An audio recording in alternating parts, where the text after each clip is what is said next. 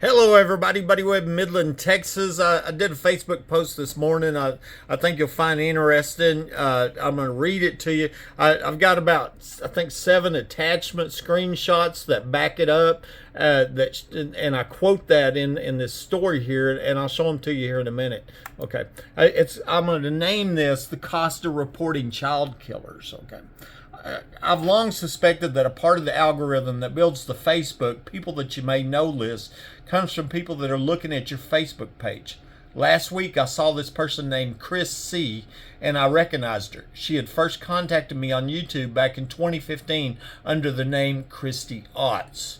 I created a YouTube video called Midland, Texas Tunnels and Crime Part 3 that mentioned the famous missing murdered 13-year-old Texas cheerleader from Colorado City, Texas in this video, and Kristi said she had information on this murder. That was back 2015.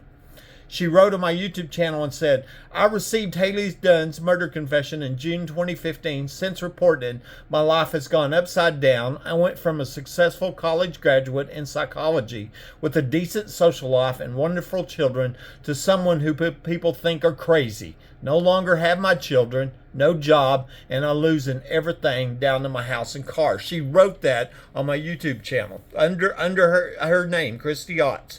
Kristi also contacted me on Facebook using a made-up name of Allison Mack. This name has no connection to the actress or the sex trafficking scandal. She wrote me on private messenger and said in part, "The guy said she was traded by her mother for a drug balance of $35 worth of meth. While she was in the care of the dealer, she flipped out and they shot her up with something. She overdosed and died. The guy who confessed to me said he took her back to her mother and they stuffed her into a box. He described the way they had to bend her and break her to fit. They then buried her on a ranch outside of Odessa." In an email that Kristi sent me, she said Hailey's name is not said in the emails, but she is the child I'm referring to. BB is Brett Bushman. So she was talking about Brett Bushman burying Hailey Dunn on a ranch outside of Odessa. I've wondered if Brett Bushman was related to the super wealthy Bushman family from Odessa, Texas. John Bushman was over the ICA Group, who owns CBS 7 News, A1 Mobile Homes, and other companies. Interestingly, CBS 7 has never reported on the 10 people that I've documented as saying that Hailey was killed in Odessa. In fact, they blocked me from commenting on their Facebook page. In 2015, the ICA Group, chaired by John Bushman, sold CBS 7 for $33.7 million, but I believe that he still ran the news station, which has never reported on the many people in the attic crimes, the secret police, doctors faking x-rays, secret $1 million underground homes put in for the Bushes, etc.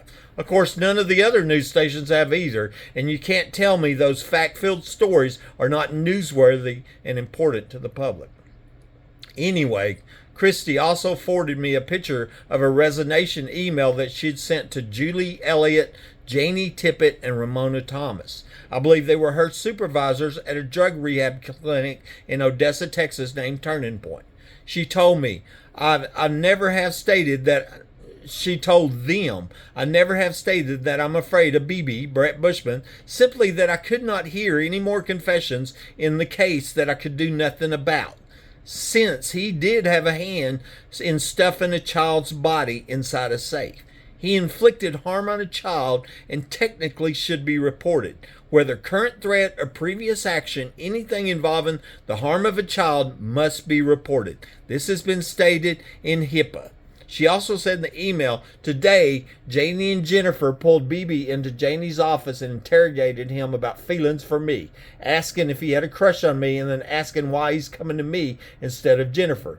To BB, this was an extremely random meeting that left him ultimately confused as to why it happened at all, being that this meeting took place less than 48 hours from his confession of the involvement of 3 separate homicides, one of which being the son of Glenna, our counselor. That makes me uncomfortable and a bit concerned for myself as well as my children, considering his organizational affiliation." This is a picture of an email she sent me, her resignation email to Turning Point. "It's my understanding that affiliation is a term for gang member, and several other people told me that Hailey was kidnapped and held by some Aryan gang members out of Odessa who they named.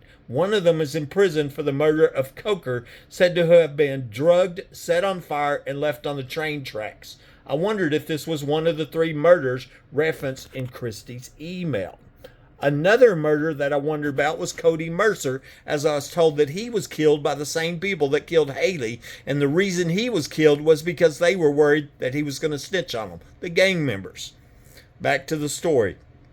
I created my first Hailey Dunn video called Hailey Dunn Murder Confession, which compared what Kristi told me to what Sonia Renee Callahan had said.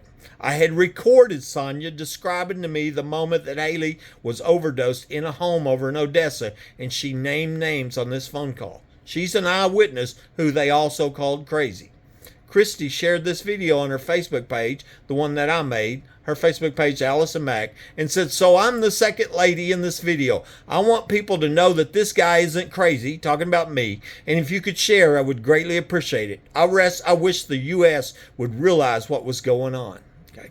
For some unknown reason, she later became hateful to me, Kristi did, and wrote on my Facebook, "Buddy, you're a fucking creepy man. Why are you doing this? I didn't do anything to you. I simply disagreed with you. My attitude never changed, and you know this. This is why you're fake. You don't like when someone disagrees with your bullshit story you're creating in your head. You walk just fine. You aren't special. Let some secret agencies conspiring to kill you. No one cares anymore, buddy. You're the people that see your story, just the people that see your story for the first time. And why use my real name? So you can hurt my children? For someone that acts like he cares so much about people, you show that you care about no one but yourself. The people that continue to follow you are suckers. You never have proof of anything, and this was all. And if this was all real, you'd be dead already, or you'd have moved away. Okay. And I say, notice that in this vile and personal attack against me, a crippled crime victim, she makes no mention of the 50 other homeowners documented reporting people in the attic since I was shot with reporting people in my attic, proof of multiple people saying that tunnels and underground homes are here, along with a map and multiple proofs showing that I wasn't shot with my gun, which means that somebody under my home shot me with my phone lines cut in a premeditated capital attempted murder. You know, I've seen that so many times, attacks on me, personal attacks in the public. And she even tried to deny that half my foot was gone, due to the violent crimes committed against me. For this reason, I've suspected that she has some knowledge or connection to the underground homes or the oil show parties, which is another story other than Hailey Dunn. As you can see, she went from praising me to smearing my name in the public, and I don't know why.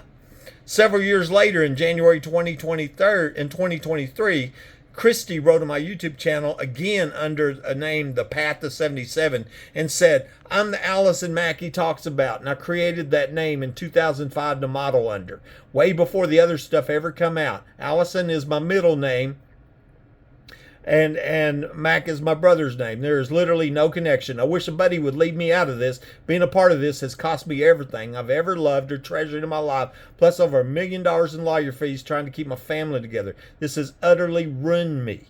If I had any idea of the consequences I was going to face, I would have never come out with any information on the murder of this child. My kids were my everything, my only reason to live, and they're gone, not even legally. The legal system just refuses to help me because of this right here." I replied and I said, "Anytime anybody comes to me and says, I have information on the murder of a child, but I don't want you to say anything, well, that isn't going to happen." Besides, she posted on the public and social media with her name. She didn't even ask me to be quiet. Furthermore, you're telling me about Hailey isn't what made your life a living hell. The criminals who are trying to cover up the murder of this little girl did that, and I'm very sorry they did. And some of them are up there at the courthouse. I hope that someday when your children grow up, they learn that their mom did the right thing and tried to stop these child killers. And then I did an update in June 23rd. I created a Facebook post, a Hailey Dunn video called "Dope Deal Went Horribly Wrong," and I tweeted at the FBI. The next day, Sean Atkins, the man accused of killing 13-year-old Hailey in 2010, was released from jail.